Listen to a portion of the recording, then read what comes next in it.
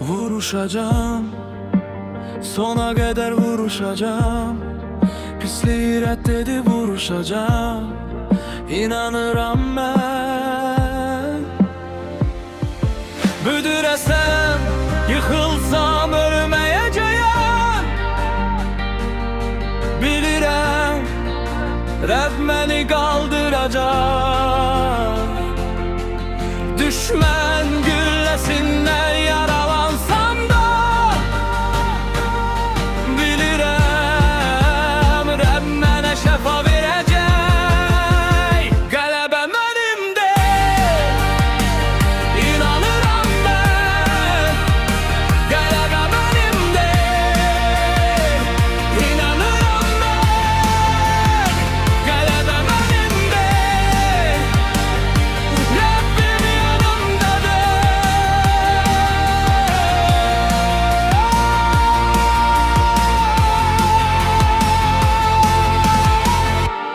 Korku mənə yol göstərməyəcək. Ürəyim sənin adınla dolacaq. Qaranlıq gəlsə geri dönməyəcəm. Çünki sənlə yolum işıqlanacaq. Bübürəsəm, yıxılsam ölməyəcəyəm. Bilirəm, Rəbb məni qaldıracaq. Düşmən gülləsindən yaralansam da bilirəm, Rəbb mənə şəfa verəcək.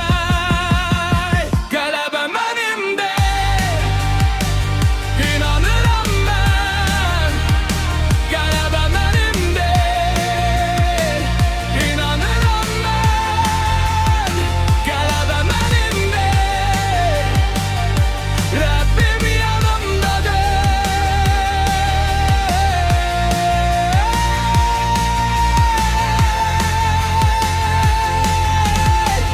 Məni saxlayan sənin əlindedir. Məni aparan sənin yolundur. Diz çökərəm amma sınmaram. Səninlə qalxaram hər dəfə.